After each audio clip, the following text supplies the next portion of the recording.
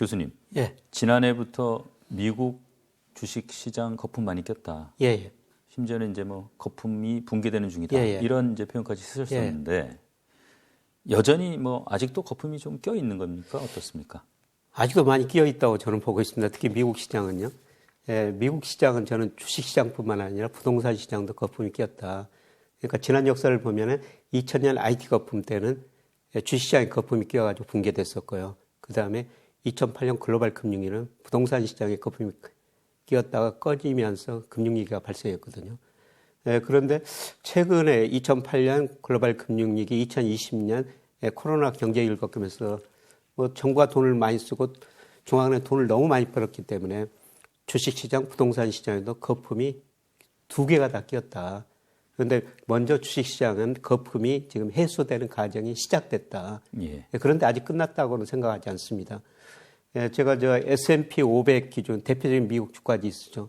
예. 그걸 그 미국 산업 생산, 소매 판매, 그 다음에 고용, 그 다음에 M2 이동성까지 고려해 보면요, 지금도 한 15% 정도 가대평가되어 있거든요. 가대평가 주가라는 것은 좋을 때는 가대평가죠. 이런 펀더멘털을. 떨어질 때는 가소평가합니다. 네. 그러니까 앞으로 15% 정도 떨어져야지 제가 보기에는 적정 수준인데 떨어질 때는 그 밑으로 떨어지기 때문에 뭐 아직도 많이 남아 있다고 생각하고 있습니다. 그리고 부동산은 이제 앞으로 시작될 거라고 보고 있습니다. 보통 보면은 이제 금리 인상이 막상 시작되기 전까지는 떨어지다가 예. 금리 인상 초기부터 이제 이른바 그 중립금리에 가는 구간에서는 나름대로 긍정적으로 주가가 유지가 되다가 예.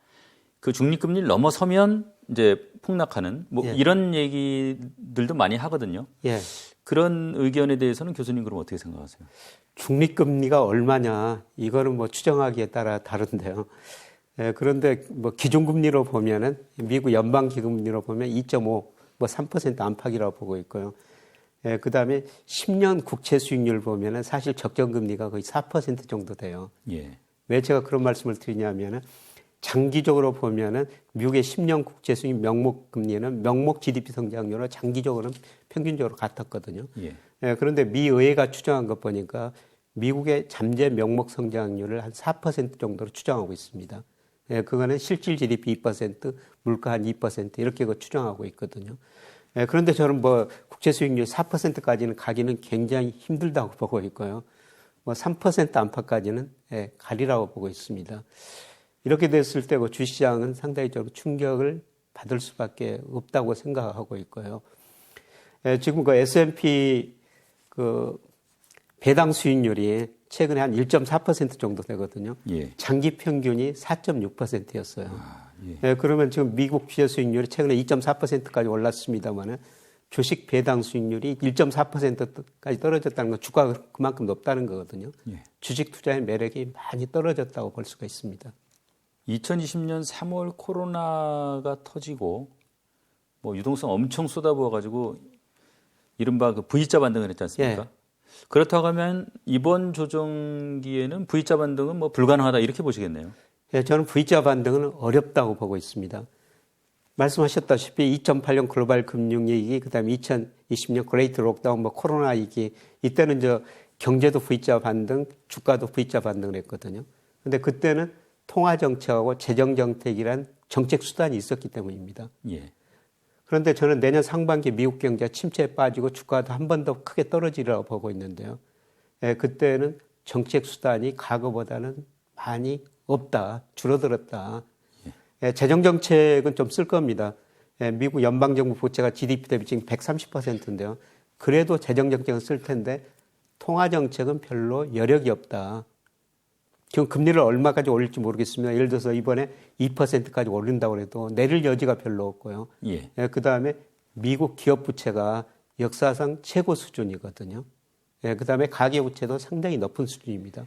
그래서 금리를 내리면은 결국 가계 소비, 기업 투자가 늘어야 되는데 가계 기업 부채가 높은 수준이기 때문에 금리의 소비 투자 효과가 과거보다 낮으리라고 보고 있고요. 그다음에 부의 효과도 많이 저는 축소되리라고 보고 있어요. 부의 효과라는 것은 예를 들어서 자산 가격이 오르면 소비 증가한다는 거거든요. 그런데 미국 가계 자산 중에서 지금 주식 비중이 54%나 돼요. 예. 그 역사상 최고치거든요. 이 54% 의미가 뭐냐면은 2000년 IT 거품 붕괴 직전에 가계 금융 자산 중 주식 비중이 48%였어요. 분기별로. 그다음에 예. 2008년 글로벌 금융위기 그때보다 높다는 거죠. 47%, 지금 54%니까. 그래서 주가가 떨어지면은 소비 심리가 많이 위축될 수밖에 없죠. 그래서 미국의 대표적인 소비자 신뢰 지수 컨퍼런스 보드에서 발표하고 미시간 대학에서 2개에서 발표하거든요. 컨퍼런스 소비자 신뢰 지수는 물론 덜 떨어지고 있어요. 그런데 미시간 대학에서 발표하는 소비자 심리 지수는 그야말로 급락이거든요. 이게 2020년 코로나 때보다 훨씬 더 낮습니다. 예. 10년 만에 최저치로 떨어지고 있어요. 그러니까 주가가 하락하니까 미국 가계가 그만큼 주식을 많이 보유하고 있기 때문에 소비 심리가 많이 위축될 수밖에 없다는 것이죠. 그래서 통화정책, 재정정책, 저는 가계보다 한계가 있기 때문에 다음 경기 침체하고 주가가 급락했을 때 V자 회복은 아니라고 보고 있습니다. 교수님께서는 추세적으로 달러는 좀 약세 쪽으로 갈 것이다. 예. 이렇게 이제 말씀을 많이 하시고. 예. 근데 요즘에 보면은 이제 1,200원대 꾸준하게 유지하고 있습니다. 예. 저는 뭐 일시적이라고 보고 있습니다. 우선 그 달러 가치가 최근에 우크라이나 전쟁 때문에 글로벌 금융시장이 불안하면 안전자산 선호를 해가지고 달러가 작년 말보다 한 3% 정도 블룸버그 그 달러 지수라고 있는데요. 뭐 선진국 통화에 비해서 한 3% 올랐는데 뭐 여기서 저는 크게 오르라고는 힘들다고 보고 있습니다. 왜냐하면은 미국 대내 불균형이 워낙 심화됐거든요. 예. 미국 대부채, 순대부채가 작년 그 3분기까지 발표됐습니다만 무려 그 마이너스 16조 달러 정도 돼요. 예. GDP 대비 69%입니다. 2011년에 이런 부채가 많이 늘어난다 그래가지고 S&P가 미국과 신용등급을 한 단계 떨어뜨린 적이 있는데요. 그때 23%였어요. GDP 대비. 지금 69%입니다. 그리고 미국 경제가 세계에서 차지하는 비중이 계속 축소되고 있거든요. 예를 들어서 2000년 IT 거품 붕괴 직전에 31%였어요. 그런데 작년에 24%. 그리고 최근에 IMF가 2026년까지 전망했는데요. 22%로 축소될 거라는 겁니다. 미국 경제가 세계 GDP에서 축소라는 것은 그만큼 달러 가치가 하락할 거라는 거죠. 예. 그리고 세계 그 중앙은행들이 외환을 달러, 유로와 뭐 엔, 파운드와 이하나 이런 식으로 그 배분을 하는데요. 달러 비중 보니까 2000년에 71%였어요. 근데 작년 3분기에 59%로 축소됐습니다. 장기적으로 세계 중앙은행이 달러 보유 비중을 계속 줄이고 있다는 거죠. 이게 계속 줄어들어 보고 있어요. 그래서 이런 요인 보면은 달러가 계속 강세를 갈 수가 없다. 그리고 원달러 환율이 지금 1240원까지 갔다가 뭐 1220원 안팎에서 움직이고 있습니다만은 저는 이 1240원, 1220원이라는 환율은 우리 경제력에 비해서 너무 높다. 그래서 제가 원달러 환율 결정 요인 분석해 보니까요. 우선 그 달러 지수, 그 다음에 중국 위안, 그 다음에 한미 실질 금리차, 경상수지 이런 것들이거든요. 그런데 앞서 말씀드린 것처럼 장기적으로 달러 가치는 하락할 것이다. 그리고 국제결제은행에서 우리나라가 실질 실환율이라는 걸 계산하는데요. 우리나라 적정환율이 어느 정도 되는가 그걸 평가하기 위해서 그런 환율을 계산하는데 그 비중치를 보면 미국 비중이 14%인데 중국 비중은 무려 33%나 돼요. 예. 그래서 갈수록 우리 중국 의존도가 수출 의존도가 높기 때문에 중국 이하나하고 갈수록 같은 방향으로 갈 수밖에 없다.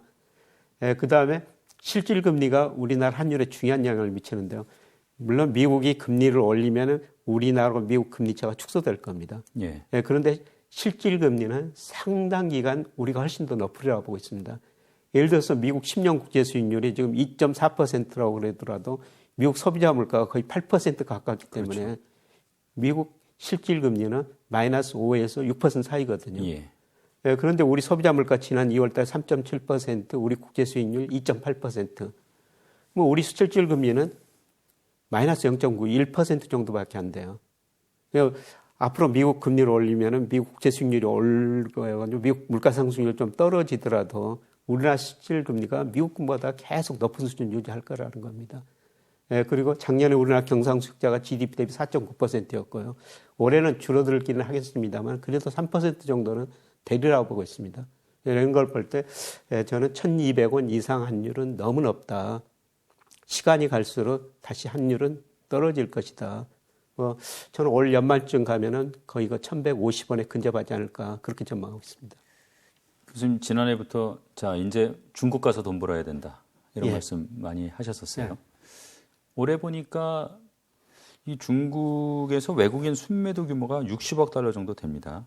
지난해 1년 동안 보니까 순매수가 680억 달러 정도 됐었는데 상당히 좀 대조적인데 왜 그런 걸로 보십니까? 그리고 이런 움직임은 뭐 일시적인 걸로 보시나요? 어떻게 예, 올해는 전 세계에서 모든 나라에서 주식 비중이 이렇게 줄어들고 있어요. 예, 왜냐하면 주식약 펀드가 계속 감소하고 있거든요.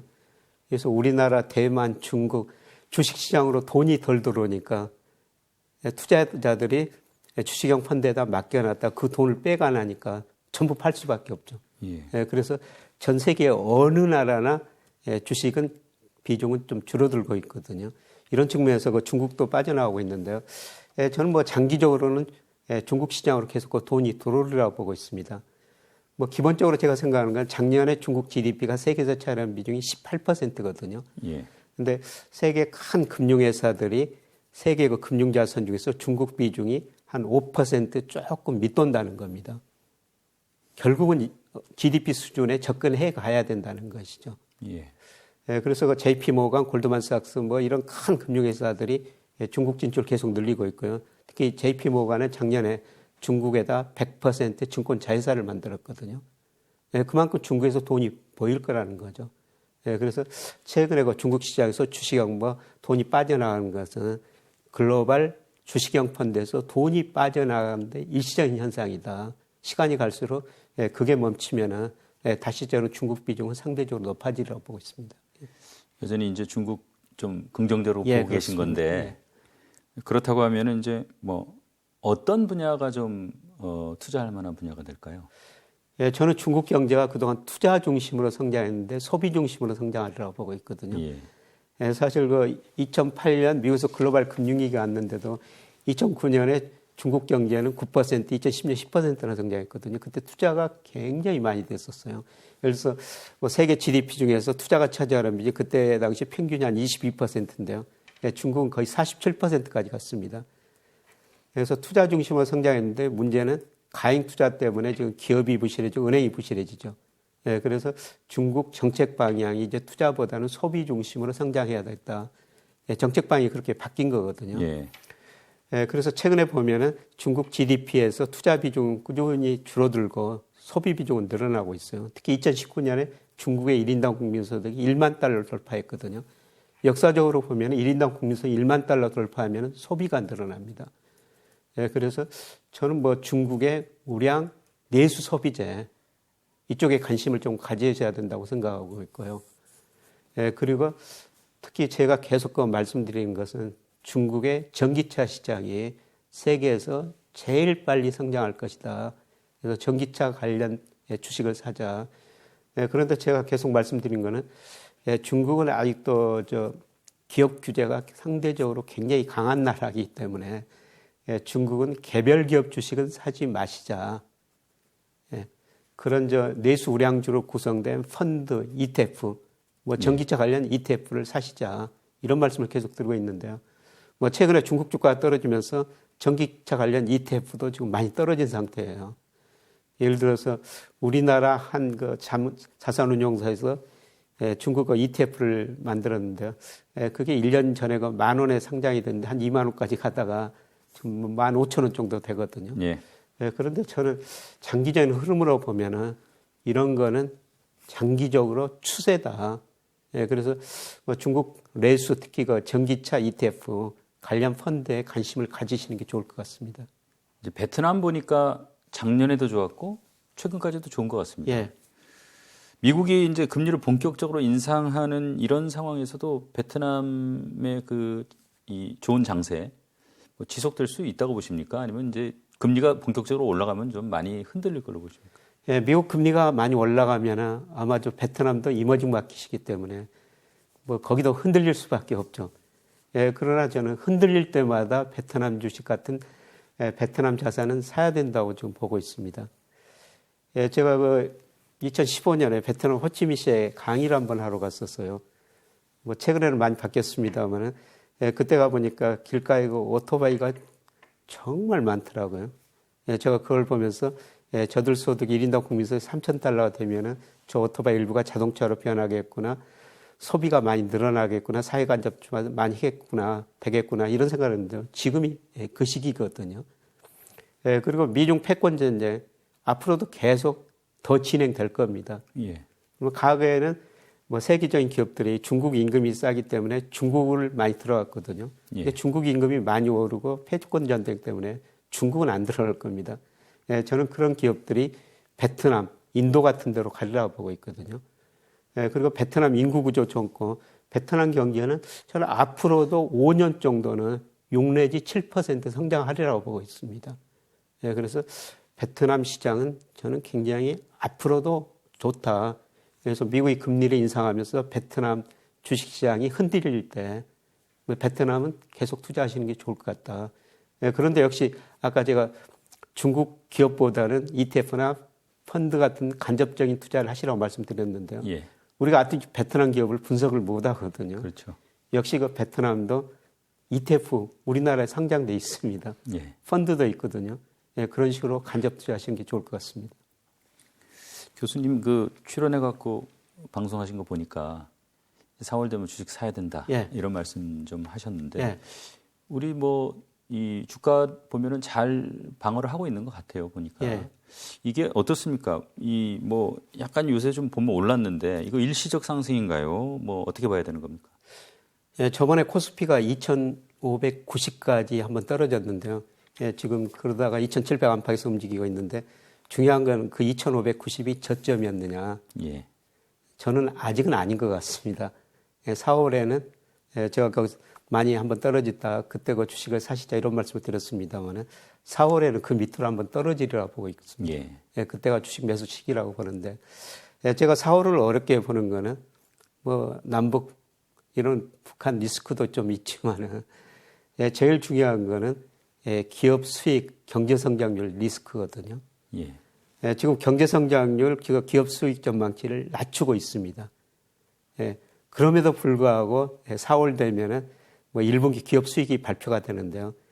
애널리스트 예상한 것보다 훨씬 더 낮으리라고 보고 있어요. 예. 그래서 어닝 쇼크 뭐 이런 것들이 한번 좀 올 거라고 보고 있습니다. 그러면서 주가가 한 번 더 지난번 저점 이하로 떨어질 가능성이 높다. 그때 그 주식을 좀 싸게 사시자.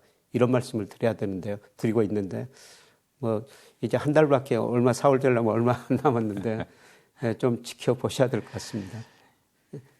앞서서 이제 글로벌 펀드에서 예.